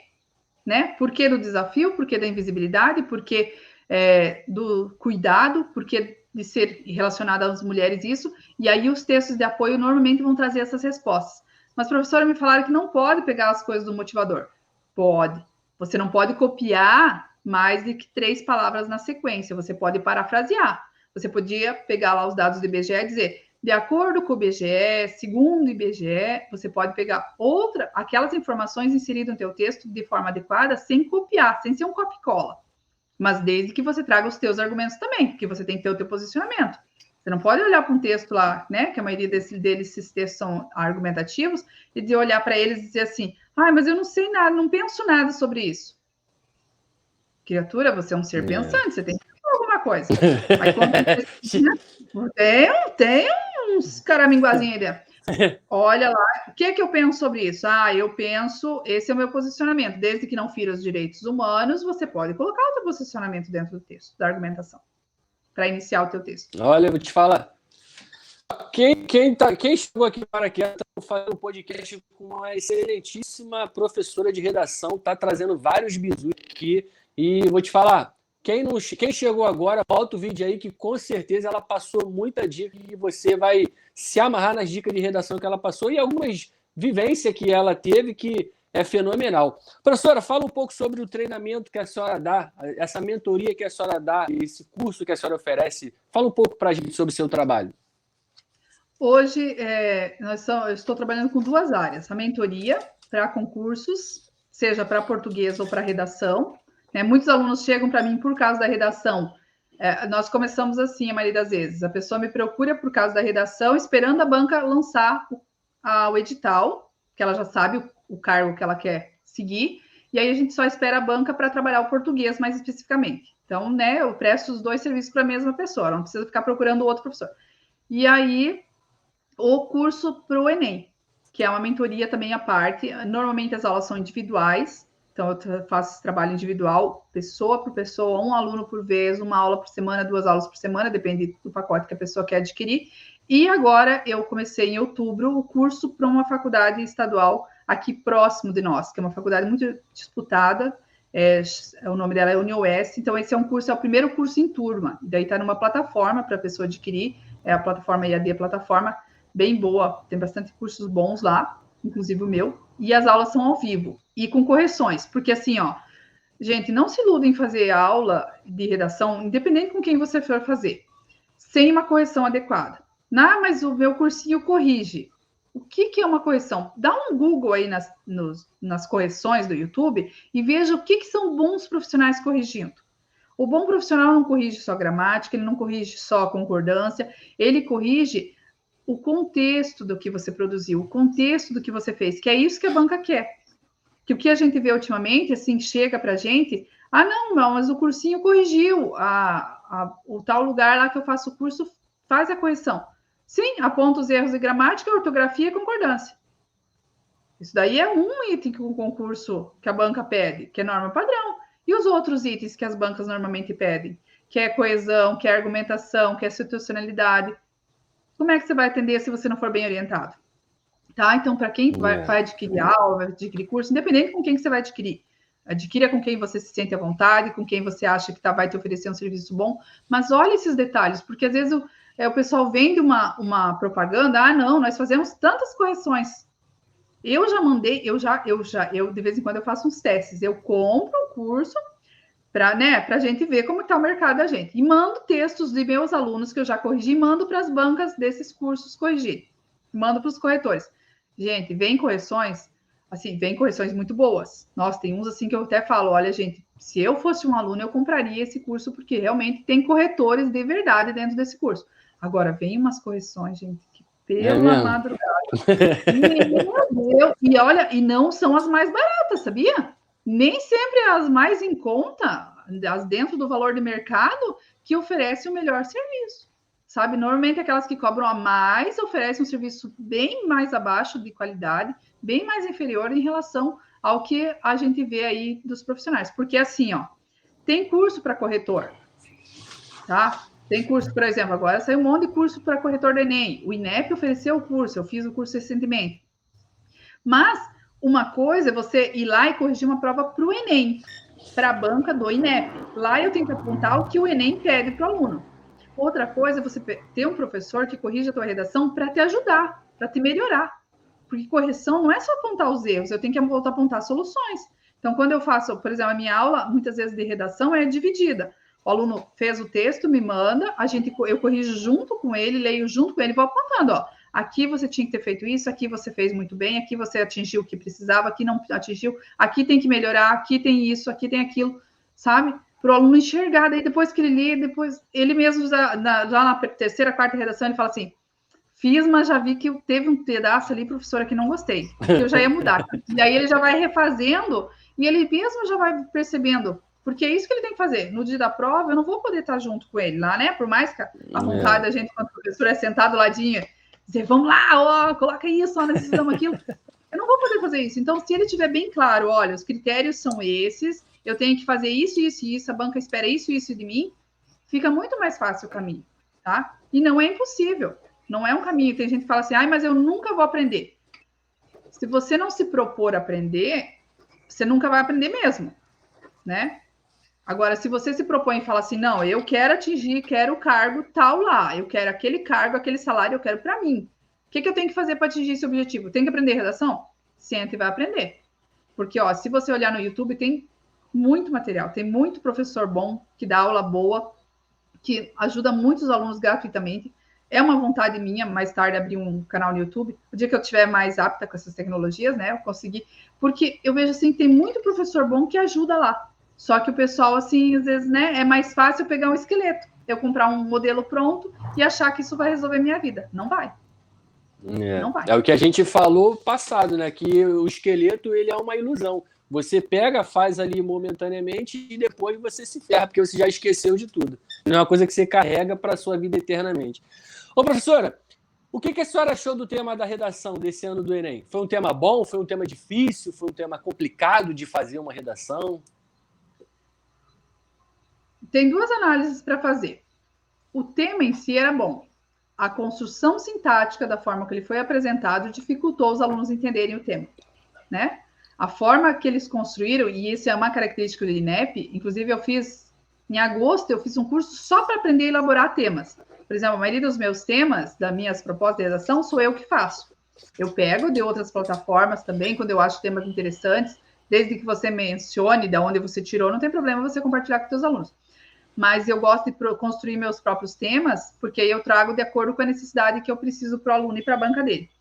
E esse tema era um tema, tipo, todo mundo estava apostando em meio ambiente. Eu não aposto. Ano passado eu fiz a merda de apostar o tema, tá? Esse ano eu falei, não vou queimar muito, mas não. Porque o INEP é o INEP, gente. Eles têm pelo menos 20 pessoas que levam um ano, e essa proposta normalmente fica desde dezembro, janeiro já pronta, né? Pensando, né, se eles já estão com a próxima proposta, provavelmente já no forninho as possibilidades de proposta, e eles ficam formulando.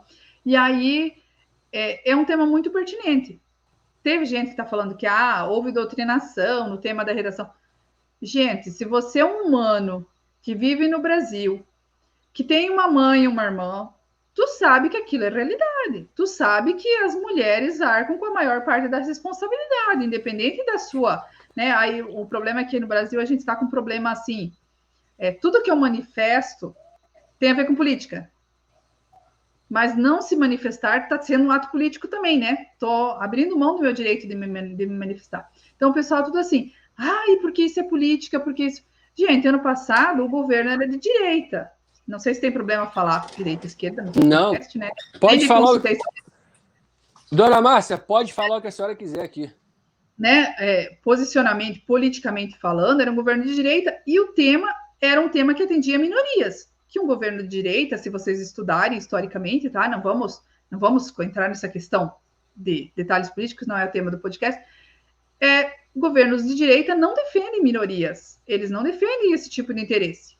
Né? E o tema era a situação os desafios que as minorias quilombola, pescadores, ciganos, povos ciganos viviam no Brasil.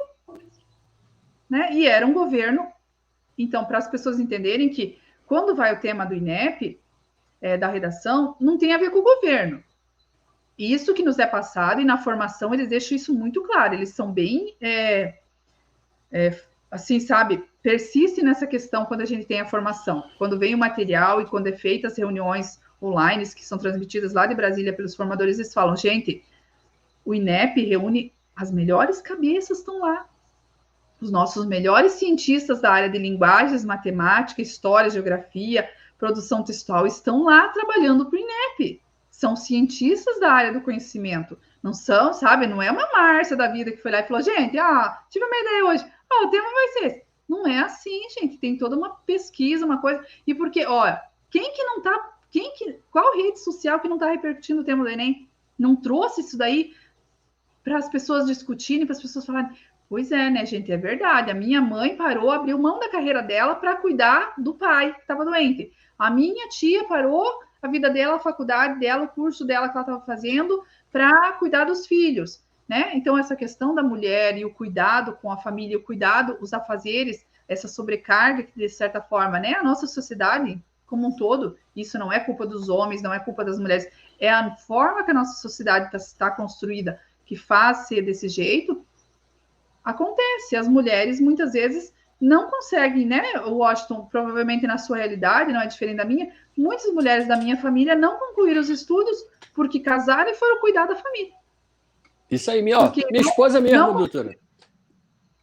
Minha esposa mesmo, vou contar uma experiência aqui. Minha esposa mesmo, quem infiltrou esse pensamento de voltar a estudar para concurso público foi minha esposa. Na verdade, eu não estava nem querendo nada de estudar. Só que eu vejo que o concurso público vai muito da sua questão financeira. Se você estiver vivendo uma questão financeira boa no seu trabalho, no seu comércio, cara, você não vai querer passar vários tempos do seu dia estudando. Agora, se você está com uma vida difícil e você vê que a solução é você estudar para você alcançar alguma coisa melhor, você vai cair fundo. Eu não queria estudar. Eu falei, cara, professora, eu cheguei até a discutir com a minha esposa. Eu falei, cara, eu não quero. Se você quiser estudar, você estuda. Eu não quero estudar. E aí, justamente foi o que a senhora falou, porque ela começou a estudar, e aí eu vi que ela foi se interessando, mas aí teve os meus filhos foram crescendo, ela teve que ir tomando conta, por essa questão, ela foi desanimando e eu fui pegando gosto, porque era a única válvula de escape que a gente tinha para melhorar. Foi justamente o que a senhora falou. Pela circunstância que a vida levou para ela, ela teve que dar um pause para poder ver as coisas da sua vida pessoal para futuramente seguir, porque é complicado mesmo. E era essa temática que, né, eles trouxeram, que é uma realidade, né? Quantas das nossas... Hoje ainda não está tanto assim. Ainda acontece, mas não na mesma proporção que aconteceu com nossas avós, com as nossas mães. A minha mãe teve que optar, ou a minha mãe era professora. Com 14 anos, minha mãe era professora. Quando você tinha o Fundamental 1, você podia lecionar já. E ela não pôde continuar os estudos, porque com 16 anos ela casou, teve que cuidar da filha, teve que abandonar a carreira dela. Hoje ela podia ser já uma professora aposentada. Hoje ela está na agricultura. Né? Então, quantos casos a gente tem aí de vivência, de pessoas próximas a nós, que deixaram a sua vida profissional, que tiveram que, né, como você falou, teve que dar um pause nos seus objetivos profissionais, nos seus objetivos, para atender a família, para ajudar no cuidado, né? Às vezes de um pai, uma mãe, de alguém que precisou disso, né? E que essa sobrecarga, hoje, aquele memezinho que eles falam, né? Eles querem que as mães trabalhem como se não tivessem filhos e que tenham filhos como se não trabalhassem, né? É exigido isso, porque quando uma criança vai mal na escola, o que a gente faz? Chama a mãe dessa criança. Nunca é falado de chamar o pai. Vou te falar. Onde é que tá a mãe, né? Faz uma arte em algum lugar, né? O que a gente fala assim? Nossa, mas não tem mãe? Como se a mãe fosse responsável pela educação 100% da criança. O pai não tem participação se aquela criança é bem educada ou não. Professora, eu tiro o meu chapéu para as mães que elas conseguem estudar e dar o auxílio na família. É muito difícil, professor, é muito difícil você ter uma concentração nos estudos e, no mesmo tempo, você ter que arrumar uma casa ou você ter que tomar conta dos seus filhos, levar as crianças na escola. Aqui em casa, eu tenho 3 filhos. Cara, antigamente eu estudava na minha cozinha. Imagina você estudar com o barulho de 3 crianças se aperreando ali. Você fala, meu Deus do céu, cara, eu não aguento. E aí você fica maluco. Imagina uma mãe que passa por isso e ainda tem que ter um tempo. Marido que chega chato em casa, o cara... E aí, filho chato também. Eu tiro meu chapéu para essas mães, cara, porque não é qualquer mãe que consegue ser aprovada, não. Tem que ter muita persistência ali e dedicação para ser aprovada em algum concurso público. Professora, eu vou entrar num assunto agora que eu estava dando uma pesquisada lá no Instagram da senhora, e eu vi que nos seus treinamentos você citou que para uma pessoa realizar uma boa redação, ela tem que ter o seu lado emocional, o seu lado psicológico muito bem centrado, muito bem centrado. E assim, eu vejo que muitas das pessoas ela não consegue ter um emocional bacana para formular uma redação. O psicológico, ele é a palavra-chave para uma boa redação? Você tem que ter um emocional ali, um seu lado psicológico. Imagina você for fazer uma prova oral, uma prova de redação, cara, tá pilhado. Não vai sair nada da sua mente. É o que eu sempre falo para meus alunos, eles até dão risada depois, né? Depois que passa o nervoso da prova, eu falo assim, ó, gente, nós fomos criados, né? Originalmente, biologicamente, para viver no mato, caçando e pescando de boa. De repente, nós somos jogados dentro de uma sala com um monte de gente estranha para escrever um monte de coisa. A gente não era, biologicamente, nós não fomos preparados para isso, né? Biologicamente, nós éramos para estar aí na natureza, vivendo como Adão e Eva, feliz, né? Mas se tiver que sair do paraíso, fazer tudo as merdas, estamos aqui. E aí, de repente, você está lá numa sala com um monte de gente estranha, né? Que normalmente a gente cai num concurso aí com fiscal estranho, lugar estranho, e você tem que, o teu cérebro tem que funcionar, sobreviver, né? Aquele momento de situação de estresse intenso, adrenalina, interpretar, ler aquilo lá com calma e sair alguma coisa decente daquilo lá. Então, olha a situação que nós chegamos, é a evolução que nós chegamos, né? Que nós somos testados lá para nós sobreviver, que nem você falou, por uma questão que eu quero uma melhoria financeira, eu quero uma estabilidade, quero uma situação melhor para minha família. Então, primeira coisa é controlar o emocional. Saber que a hora que você chega lá, você tem que respirar. Aí eu dou risada, meus alunos, eu falo assim, ó, aquele que não sair da sala com 1h30 de prova, eu vou começar a jogar pedra na janela. Pode olhar o mar, eu vou estar lá puro jogando. Por quê? Seu cérebro chega lá, é que nem quando você vai fazer teste do motorista, né? Por que muita gente reprova na primeira vez que vai tirar a habilitação? Você chega lá, o teu cérebro só fala assim, fica quietinho que nós vamos sobreviver. Fica bem quietinho, trava tudo, a musculatura trava tudo aí, fica de boa que daqui uns 5 minutos essa louca vai sair daí, vai para um lugar seguro e nós vamos sobreviver. Aí é aquela hora que dá, né, que a gente começa a suar frio, que você começa, né, meio tipo assim, meu Deus, eu vou desmaiar, mas não posso desmaiar, eu sou um adulto, tô fazendo prova, minha mãe não vai vir me buscar, ninguém vai ligar para ninguém. Porque você tem que respirar. Por isso que com 1h30 de prova, no máximo, a primeira hora que liberarem você vai sair e vai tomar um ar. Aí meus alunos às vezes questionam assim, professora, você tem noção que eu tenho 60 questões para responder mais uma redação? Eu tenho, eu sei disso. Eu tenho noção, ano passado fui fazer a prova só para ver como vocês estavam se sentindo. Mas eu preciso que você saia para o teu cérebro dizer, beleza, estamos seguros, vamos sobreviver, não vai vir leão, não vai vir nada, fica de boa, cérebro, e faz o que tem que fazer, libera as informações que você tem que liberar. Porque se você fica lá tenso, nervoso, não toma uma água para hidratar o teu corpo, que o cérebro está fritando lá, né, calorias para poder ajudar na tua sobrevivência, você não vai render, você não vai bem. E aí os meus alunos, a primeira vez que eles vão fazer prova, normalmente eles não me obedecem. São teimosos, bando alemão, né? Aí eles não me obedecem, eles não me escutam. Daí na segunda vez, eles voltam, né? E falam assim, e aí, como é que foi? Ai, professor, não consegui sair da sala, não consegui tomar água, não consegui relaxar. Foi bem? Não, né, professor, não fui bem. Pois é, né? Por que será? Aí a segunda vez que eles vão, eu falo, ó, você viu que você fez do teu jeito, não deu certo. Vai na minha, me escuta o que a terapeuta falou, faz a respiração certinha, tudo mais. Aí na segunda vez, nossa, professora, de boa. O pessoal que foi fazer Enem esse ano.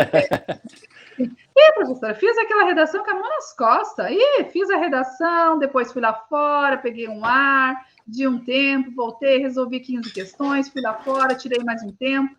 Pois é, né? É assim que funciona. O teu cérebro reage melhor se ele estiver relaxado. O teu conhecimento consegue chegar mais fácil às áreas que você precisa colocar no papel de forma mais agradável se o teu cérebro estiver relaxado, senão ele vai ficar contraindo o tempo inteiro, só esperando você sair dali para sobreviver. É a mesma...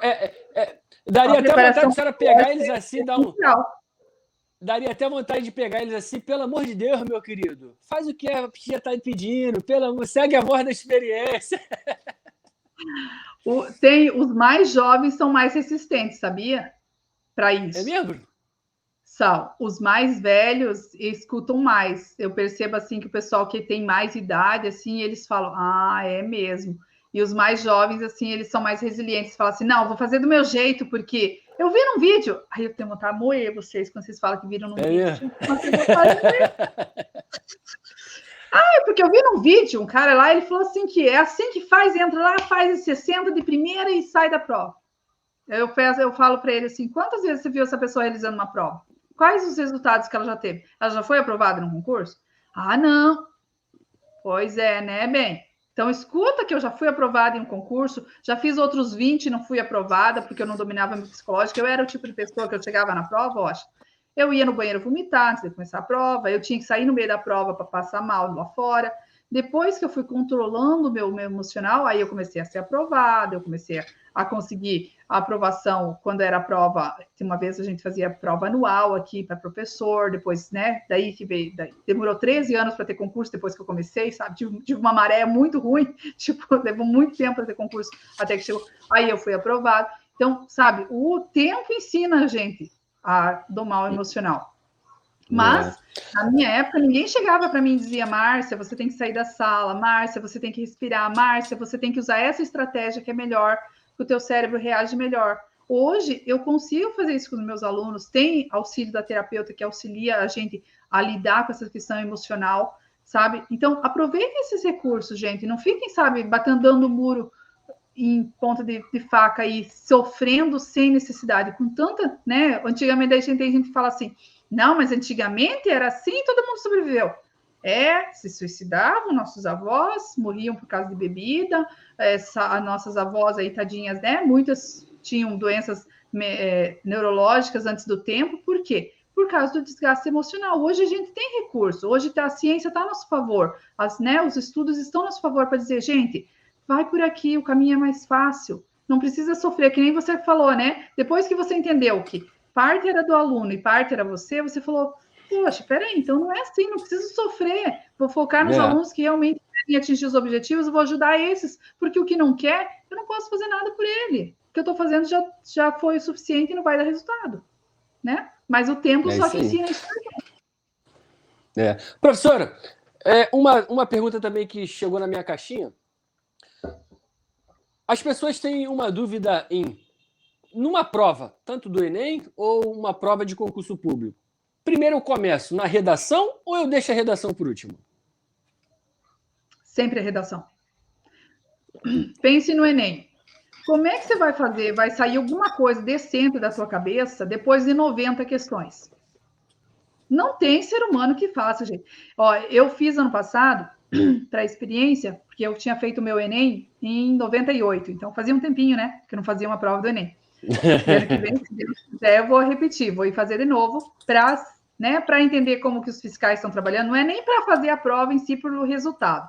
Eu quero para entender a logística, como está funcionando, para melhor orientar meus alunos. E aí, pensa assim, depois de 4 horas de prova, 90 questões que você leu, o teu cérebro não rende mais. E mesmo que você for fazer uma prova de 60 questões, 40, que muitas bancas, né, trazem assim, comece sempre pela redação. Faz o teu projeto de texto, faz o rascunho da tua redação e aí sim vá para as questões. Se você se sentir tranquilo, quando você fazer 15 a 20 questões, volta, releia a tua redação, veja se tem algum ajuste para fazer, passe a limpo. Aí você vai para o restante da prova. Nunca faça o erro de deixar a redação por último. A redação, por último, é um tiro no pé, porque você vai estar cansado, vai estar fadigado. Muitas provas aí é uma prova de resistência, não é uma prova, muitas vezes, até de conhecimento. Eles querem testar até que ponto os mais fortes, fisicamente e psicologicamente, resistem, porque é esses que o mercado quer, esses, né, que vão sobreviver aí dentro desse capitalismo. Então, você tem que usar isso a teu favor. Você tem que usar isso de forma que traga benefício para você. Como que você faz isso? Começando pela redação. Sempre. Justamente. Professora, a gente está indo para o lado final da nossa conversa, que, por sinal, está muito agradável, estou gostando muito, e a galera vai gostar muito, porque é um tema que todo mundo que estuda é obrigado a saber um pouquinho, porque, como a gente falou, sempre cai português e com certeza o teu concurso vai ter uma redação ali para você também realizar. Eu vou te contar um...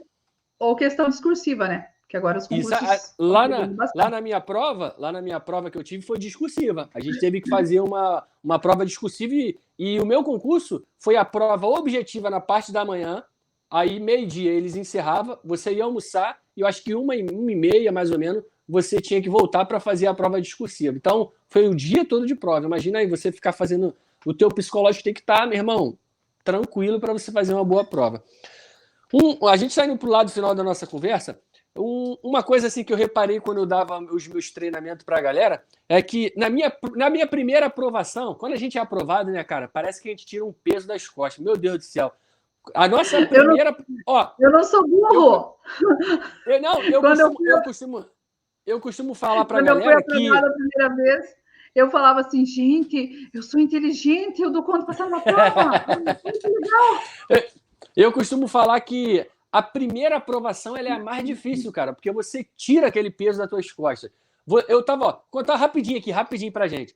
Minha primeira prova, eu fazia uma prova lá no Pará. Eu tinha aí uns 7, 8 meses de estudando para concurso, e eu conheci um rapaz que fez a prova, aí ele virou para mim e falou assim, e eu achando que eu já era o rei do concurso público. Eu falei, mano, é a minha prova, chegou meu dia. Resumindo, eu não fui aprovado, conheci esse cara, aí eu fui lá e falei com ele, tô tristão, mano, tô estudando aí uns 7 meses, aí 8 meses, direto ali, não fui aprovado, cara, eu tô triste, tô pensando em desanimar. Aí ele virou pra mim e falou assim, tu tá de sacanagem comigo, né, Carioca? Eu tô estudando há 4 anos, Carioca, e não fui aprovado, tu tá estudando 7 meses e tá reclamando? Parece que eu engoli assim, ó. Tipo... Falei, meu Deus, não tem como reclamar. Aí, o que a minha pergunta é referente a isso.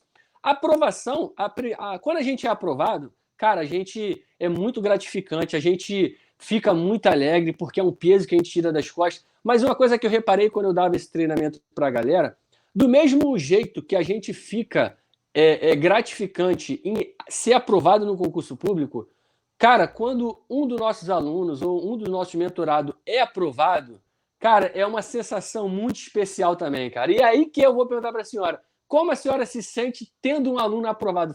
Meu Deus do céu, não acredito, cara. Como a senhora se sente? Eu dou risada que eu falo que a minha profissão é muito boa, porque eu me formo em várias áreas sem precisar cursar, né?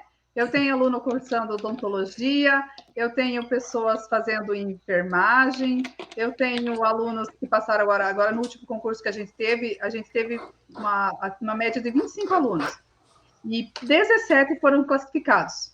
Então, pensa, caraca, né? Tipo, a possibilidade de 17 pessoas poderem mudar a vida delas, pegar uma estabilidade do emprego, tudo mais. Então, tipo, né? Muitos ainda podem ser chamados, porque a fila anda, né? Muita gente de outras cidades se inscreve e às vezes não vai assumir. E aí, esse é o privilégio da minha profissão. Eu posso vivenciar, e agora eu fico acompanhando, né? O pessoal lá em odonto, em enfermagem, outros cursos aí que estão fazendo. Aí, é como se eu tivesse um pedacinho de mim lá, vivenciando essas outras profissões, porque foi através do meu trabalho que eles conseguiram alcançar esse objetivo. Isso é muito bom. É aí muito gratificante. Um professor, ele não vivencia só a sua profissão, ele vivencia um pouquinho do que ele deixou para cada aluno, né? Porque cada um que ele conseguiu colocar uma sementinha, que conseguiu levar esse conhecimento para frente, vai estar com ele um pouquinho de você. Professora, a gente vai encerrar o nosso papo, mas infelizmente, a gente tem que tratar de um assunto que está sendo uma realidade hoje no nosso Brasil, e eu não posso deixar de perguntar a sua opinião e o que a senhora acha sobre esse tema. Como a senhora enxerga esses atentados que vêm ocorrendo nas escolas brasileiras? A nossa sociedade está doente, né, gente? Por mais que nós não queremos admitir, assim, os nossos jovens estão sem expectativa, muitas vezes, de vida, de futuro. Nós, enquanto pais, e eu me coloco também nessa situação, porque eu também tenho filhos, muitas vezes não conseguimos ajudar nossos filhos como a gente gostaria, como a gente deveria, por uma questão questão financeira, questão de falta de conhecimento, né, de lidar com adolescentes, de lidar com essas tecnologias todas que estão aí presentes e às vezes a gente não sabe como administrar isso com os nossos filhos. E essa violência, Washington, ela sempre existiu, tá? Com 18 anos de sala de aula, eu vivenciei muitas situações assim, e olha que eu moro assim num lugar muito pequeno, que, né, o número, áreas rurais, que o número de alunos é limitado por sala, e a gente sempre teve essas situações de violência na escola. Só que agora elas tomaram uma proporção muito maior. Então, a gente já teve problema de arma na escola, a gente já teve problema de arma branca na escola, a gente já teve problema de agressão, a gente já teve problema de aluno, né, fazendo bullying com os outros. Só que agora tomou uma proporção que está tirando vidas. Antes tirava, às vezes, a liberdade de um aluno dentro da sala, tirava, né, essa questão assim do outro poder se manifestar, ficava o aluno mais tímido na dele, porque o outro colega fazia piada do jeito dele, da forma dele se vestir, e hoje está tirando vidas, o que é muito preocupante. E se não haver uma mudança aí, e aí inclui todo mundo, sociedade, políticas públicas, instituições governamentais, não vai, nós vamos só piorar. Nós vamos chegar no nível dos Estados Unidos, que algumas escolas têm que ter detector de metal. Pensa que é absurdo. Uma escola, o lugar que você manda teu filho para aprender, para estudar, ter detector de metal na porta para impedir que uma pessoa entre armada lá dentro.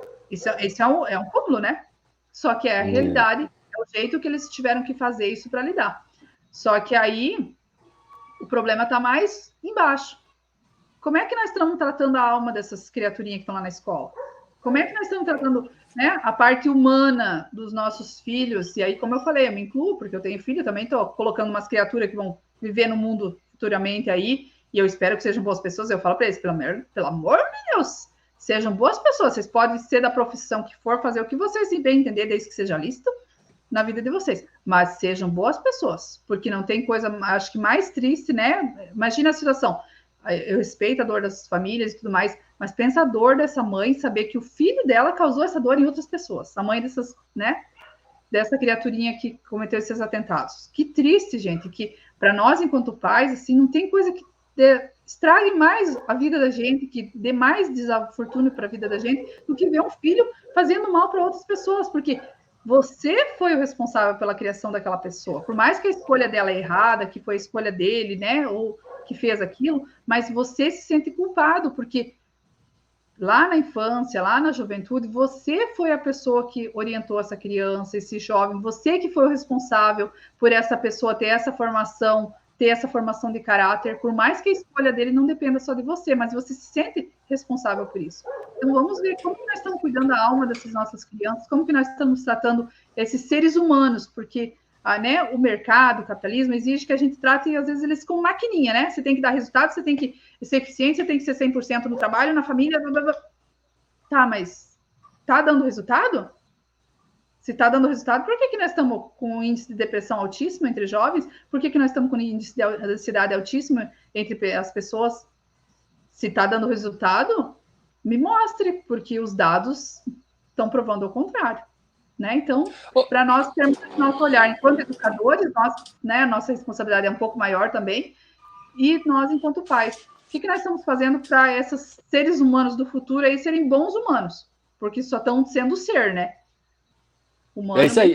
A próxima pergunta é justamente sobre os pais. Se a senhora fosse dar um recado para os pais, qual é o recado que a senhora daria referente a esses acontecimentos? Por quê? Eu tenho 3 filhos e eu gostaria muito de saber um recado que uma professora que ela tem 18 anos, passou 18 anos da sua vida em uma sala de aula, então com certeza ela vai trazer um recado bacana para os pais dessas crianças de hoje em dia. Fiquem próximos dos seus filhos. Não precisa você comprar o melhor celular, o melhor tênis do teu filho, a melhor mochila. Ele não quer nada disso. Ele quer você. Ele quer você conversando com ele. Ele quer você, sabe, ali, por mais que a vida, né, moderna tá tirando isso de nós, senta com o teu filho, conversa com ele, sabe? Mas isso não é lá de vez em quando dá um problema na escola. Quando a escola te chamou porque ele fez alguma coisa lá na aula. Sabe? Todo dia. Como é que você tá? Como é que você tá, fulaninho? Olha a mochila dessa criança, porque infelizmente em muitas situações assim, quando o aluno levava alguma coisa ilícita para a escola, os pais não estavam sabendo, os pais eram os últimos a saber, mas você está acompanhando, pai? Ah, mas eu trabalho. Eu entendo, tem pais que trabalham, né, muito para honrar os seus compromissos, para dar uma vida digna aos seus filhos, mas você tem que pensar que aquela criança, aquele serzinho ali, é tua responsabilidade, legal e moral. Legal até os 18 anos e moral provavelmente a vida inteira você vai moralmente querer, né, ter um vínculo com ele e querer que ele seja um bom ser humano depois. E aí, o que você está fazendo para isso? Qual foi a última vez que você sentou e olhou no olho do teu filho e conversou com ele e viu realmente ele, não viu a nota dele, não viu o perfil dele, né? Porque hoje está tudo muito superficial. Qual a última vez que você sentou e olhou e falou assim: como é que você está, meu filho? Você está bem? Como é que você está indo? Como é que você está se sentindo? Como é que tá as coisas na escola? E fazer isso um exercício diário. É difícil? É. Eu trabalho o dia todo, tenho filho em escola, está em escola integral, vejo só à noite, mas de manhã eu levanto 5 horas da manhã fazer o café dela, ela já podia se virar sozinha, já tem idade para isso, sabe? Para tipo, como é que você tá? Como é que tá andando as coisas? Sabe? Para ter essa proximidade. Fiquem próximos aos seus filhos, porque o mundo aí fora, às vezes, vai querer ficar próximo dele de uma forma que você não vai gostar, você não vai querer. Então, fique próximo de você. Professora, a gente finaliza por aqui. Ó, galerinha, vocês que estão assistindo aí, o podcast foi sensacional, conversa muito boa, muito aprendizado. E a galerinha que curte esse canal é a galerinha de São Paulo. Vai ocorrer agora, no mês de novembro e dezembro, um concurso público da Polícia Civil do Estado de São Paulo para 5 cargos: médico-legista, perito, investigador, escrivão e delegado.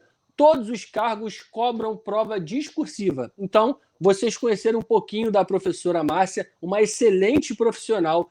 Quem tiver dificuldade para realizar uma prova, uma redação, tanto para o Enem ou quanto para o concurso público, ou até mesmo esse concurso da Polícia Civil do Estado de São Paulo, ela é uma excelente professora e com certeza ela vai te ajudar nessa preparação. Professora, a senhora quer deixar algum recado, alguma mensagem? Agradecer o convite, Washington, né? Deu certo o nosso combinado, né? Que a gente falou e já deu certo e já fizemos. Eu gosto de gente assim, que, sabe, começa, faz as coisas e já executa.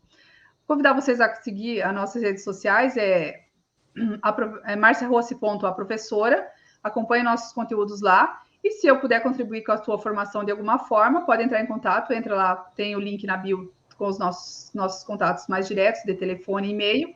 Fique à vontade para nos consultar, e sempre que eu puder colaborar, fique à vontade, eu acho, para me chamar, tá bom? Perfeito. Professora, foi um prazer passar essa noite com a senhora, muito bom mesmo, uma experiência ótima, não por esse lado do podcast, que foi sensacional, mas também para conhecer a história da senhora, muito bom. Peço a curtida da galera, o like, que é muito importante para o crescimento do nosso canal. É uma live que você compartilhando com alguém que saiba que vai fazer uma prova oral é fundamental. Esse assunto é fundamental. Muito obrigado, professora, por tudo que a senhora proporcionou a gente aqui, tá bom? Fica com Deus, que Papai do Céu te abençoe grandiosamente, tá bom? Amém. É isso aí, galera. Tamo junto. Até o próximo episódio. Abração. Tchau, professora.